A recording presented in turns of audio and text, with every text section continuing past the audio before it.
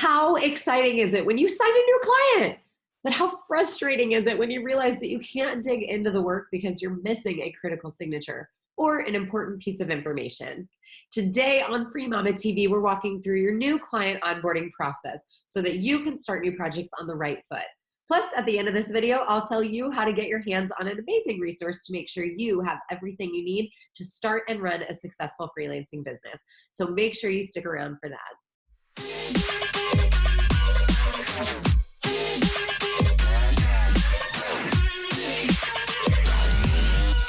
Hey, I'm Lauren Golden here with a new episode of Free Mama TV, showing moms like you how to start and run a successful freelancing business from home. Subscribe to my channel and hit the bell to be notified when I post a new episode of Free Mama TV right here each and every Tuesday. It's really easy to get caught up in the excitement of signing a new client. Your business is growing. People like you. Congratulations, by the way.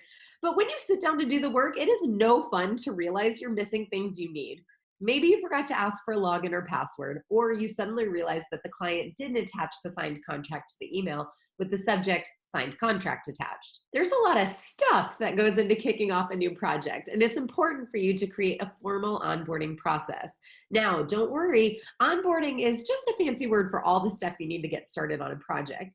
It's not complicated, but it is critical to the success of your business. So let's get your onboarding process squared away. But first, I have a question for you, Mama. Have you ever tried to start a project only to realize you didn't have what you needed?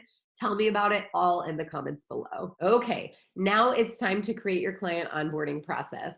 Basically, you want to create a checklist of all the things you do every time you start a new project with a client.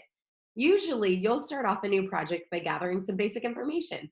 That might include contact information such as email, telephone number, and mailing address. Now, it's important to verify how the client wants to be contacted and make sure you have the right information. For example, if your client lives in her Facebook Messenger, she probably doesn't want to have to go check Boxer 6 times a day. Find out her preferences and note them. You'll also want to make sure you have the client's website address, and if you're planning to send a card or a gift, then you can go ahead and ask for the client's birthday too. Depending on the work you're doing for the client, you might also need to ask for her target audience, competitors, and business goals. Now, once you have all that initial information, what will you do with it? Do you have a spreadsheet or a CRM where you'll enter it? Create a process for getting all of the important information into the right place so that you can use it when you need it. Next up, do you need to send anything back to the client? You might want to send a welcome letter thanking the client for her business and outlining your agreement, a countersigned version of the contract, and any relevant policies. Your welcome packet could also include details on the work expectations for your business relationship. When you work, how quickly you respond, how the client should contact you, how you'll handle confidential materials, and details on invoicing and payment expectations. If you're planning to mail any sort of welcome gift to your client, make sure that you've accounted for that in your process.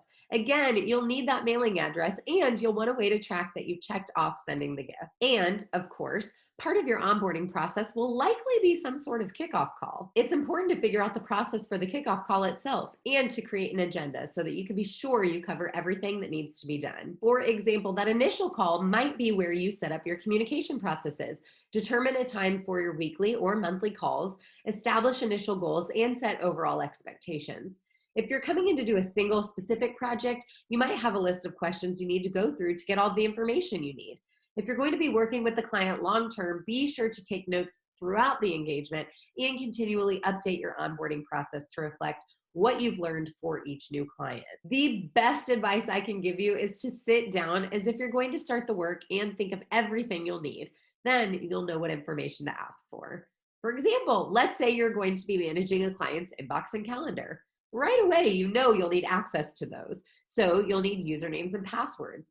You'll need to know if the client already uses specific shorthand, tags, or labels, and what those are. If you create tags or labels, you'll want to keep a running list so that the client can easily understand what you're doing. If you make a point of doing a practice run, sitting down as if you're going to do the work, you'll have a really good indication of the information you need to get for your onboarding process. So now that we've got onboarding handled, let's make sure that you have absolutely everything you need to get your business started so that you can earn extra money from home.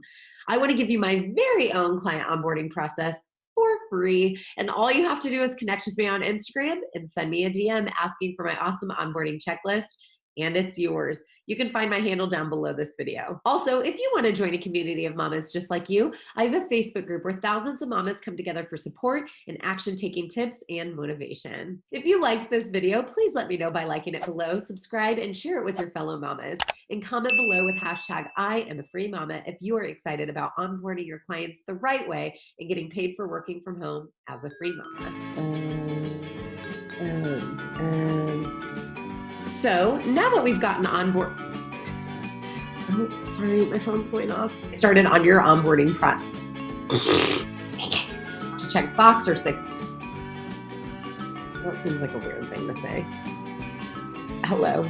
Or a CRM, well, you're where and any. If you liked this video, please let me know by liking it. Something like that. I don't know. Can we make that work?